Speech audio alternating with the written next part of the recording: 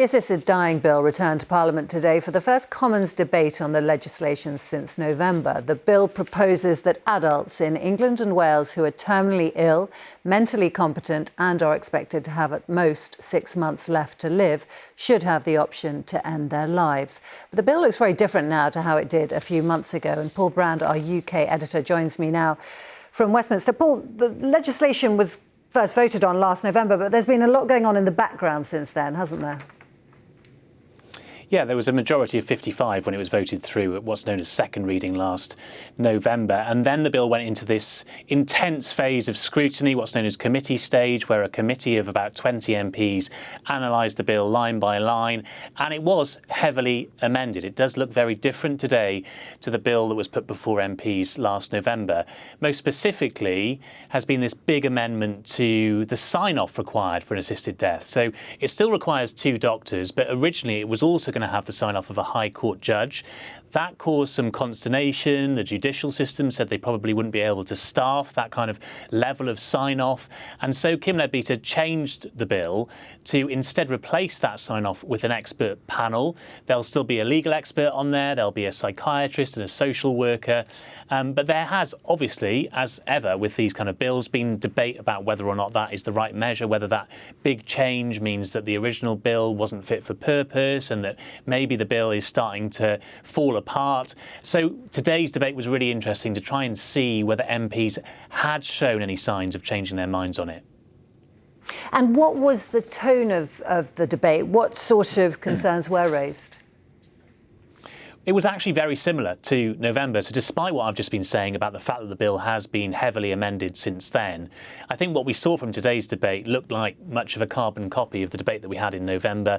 The same MPs were speaking, those ardently in favour, those ardently against. Clearly they haven't changed their minds, which you wouldn't really expect.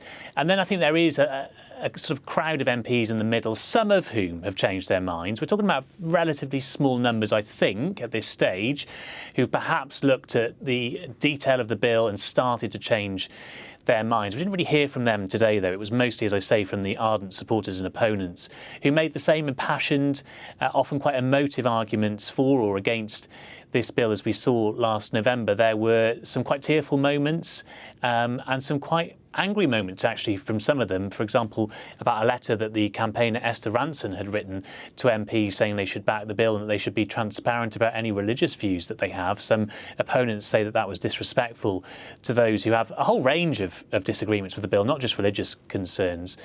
So this was, again, a very, very passionate day for Parliament. Very passionate. Are you sensing any significant shifting of opinion, though? Not at this stage. So it's hard because some MPs, quite frankly, are still making up their minds. Some don't want to go on the record as having changed their minds. But I have spent a really serious amount of time trying to work out whether anyone's changed their minds. And really, there are just a handful of names that have come forward. Some of those were already quite tentatively in favour before and have changed their mind to being against.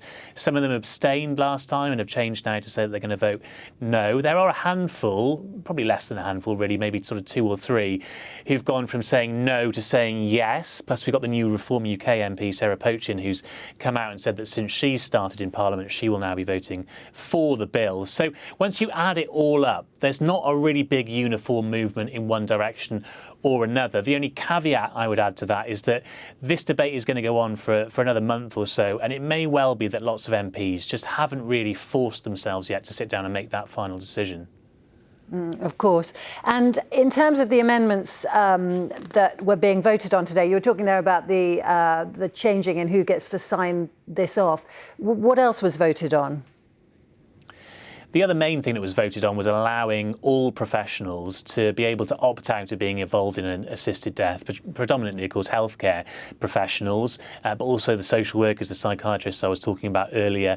There was an amendment to the bill that made it absolutely explicitly clear that anyone who doesn't feel comfortable being involved in the process of an assisted death won't have to be involved. And that amendment sailed through with the support of the sponsor of the bill, Kim Leadbeater. But the other amendments didn't really get any hearing today, particularly because there just wasn't enough time to debate everything. Right, and just finally, this isn't the final stage by any means. What is the timeline after today? So there's going to be another debate on the 13th of June now to allow more time to debate all of those amendments that they didn't get round to discussing today. And then there might be another date on the 20th of June for more debate, and that is when the third reading happens, so the final vote of MPs on this bill before it then goes to the House of Lords.